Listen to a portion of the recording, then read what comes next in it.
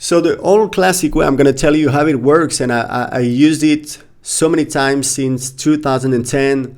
So how it works is that first you have to build an email list, okay? You can add a pop-up to your blog. You can create a squeeze page and post it on your website and on your social media profiles. So I'm going to show you how a squeeze page looks like. So here you see it's my System.io account, where here I can build the sales funnel. So I built the sales funnel to actually sell this course online, and I created this page.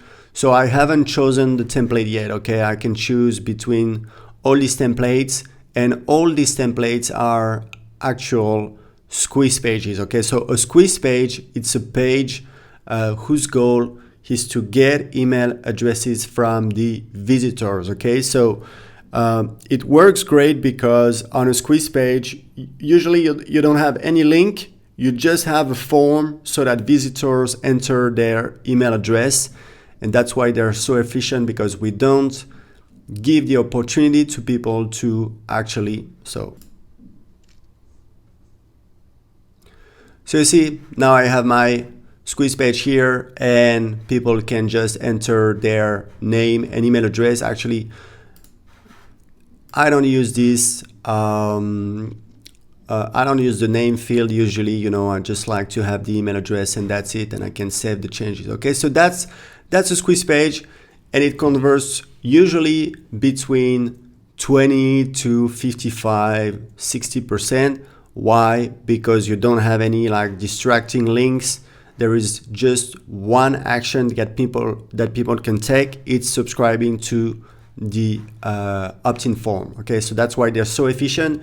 And if you compare this to a classic website or a blog, usually on the blog page, visitors are going to convert to the email list between 0.5% and maybe 5%. Okay, so a squeeze page converts so much better. Okay, so you don't need many visitors to actually get people to sign up to your email list and build your email list. Okay, so once you get to 1,000 subscribers on your email list, you just run a survey. You can use I think it's Google Forms, SurveyMonkey. So you ask a few questions, but the most important question, that's the golden question, that's when it comes to your niche, you know, when it comes to learning guitar, what is your biggest pain or frustration? So that is the golden question, because that's the most important question. People will pay you to solve problems, okay? And the more urgent, the more painful their problem, the easier it is to sell to them, okay? So once you get the results, and usually you will get 10% of the people actually filling the survey. So if you have 1,000 subscribers on your email list, you will get like 100 answers, okay, to your survey. So you read the answers carefully. You write down the longer the answers, the more qualified the person is, you know. When you ask the person, what's your biggest frustration when it comes to, stock trading, and people are like, I don't know where to start. Okay, so it seems to me that you're not suffering enough so that you would take the time to actually go deep.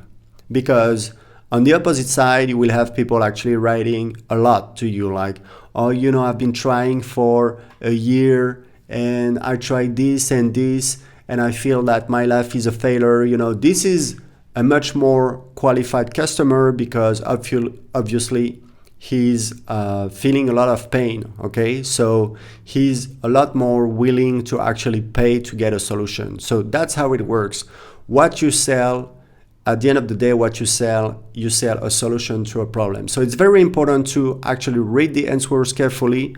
And when you find words and expressions that are loaded with emotions, it's very important to write it down, because then you will use them in your copywriting. And even if you know what your course will be about, so for example, on my How to Learn English website, I knew that, I would sell a course about learning English. Okay, of course, it makes sense. But then I read the answers and I saw that very often people were talking about confidence, like, oh, I don't feel confident to speak English, in front of real people.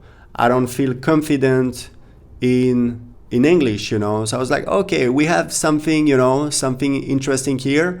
So actually, I call my course how speaking English with confidence, like how to speak English with confidence. And I launched this course, and we did. I mean, I did at that time. I didn't have a team. Maybe I had an assistant, but we did $3,000 on a list of 4,000 people, which is not huge. It's not great, but it was a start.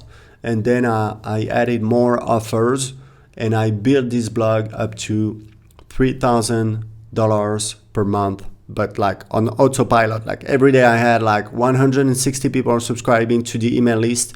I had an email sequence that was selling on autopilot that was making actually not much, like half a dollar per lead.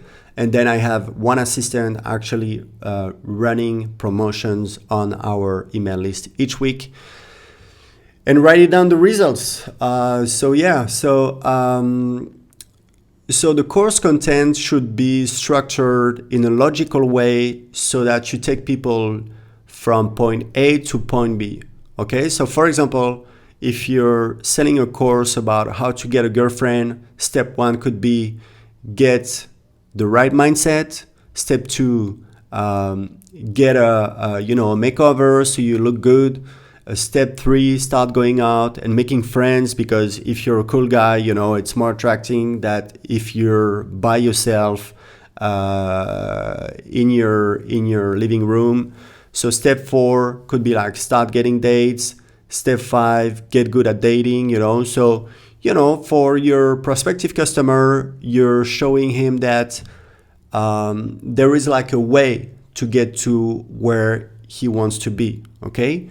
And so why you need to write down the words and expression that people on your list use, because there is a copywriting trick that's very powerful, is that if you can describe to someone his problem better than himself, he will start thinking that you might have the solution to his problem. That's why it's very important, to do this work, to analyze the results of the survey, to use it in your marketing.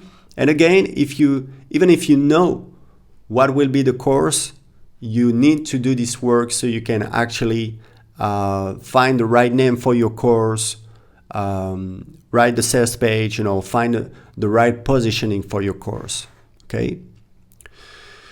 So this method, it works great. I use it on my blog about learning English. I use it to launch maybe, 20 online courses in web marketing.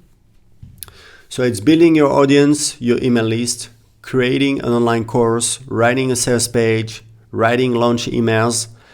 And it works just great. It's good to create a stream of income for your business, but it takes a lot of time and work, okay? All this takes a lot of time, okay? You need to get to a list of at least 1,000 people. You need to create an online course.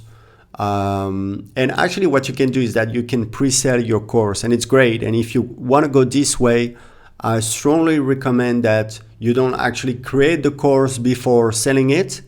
You can just sell it and say, okay, so you can register now for the course.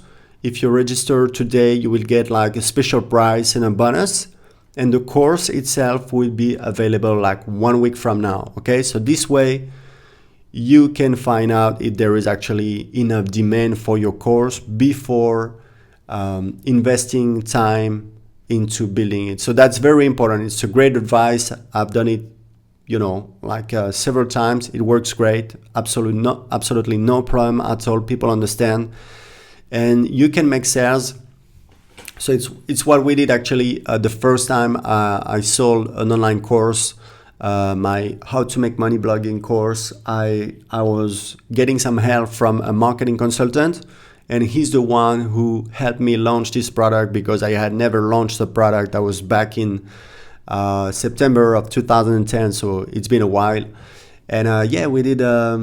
We ran 2 webinars and we made a total of $10,000 in sales. So in 2014, I was in a mastermind group in the US, and I learned from a Russian marketer how to sell expensive offers. Like now, there is a very popular thing in web marketing that's high ticket offers. So that's what it is, high ticket offer. It can be a coaching program, it can be a high-end seminar, it can be a done for you service. Doesn't matter, but it's expensive, and the best part it's that it was a lot easier to sell. So here is how it works.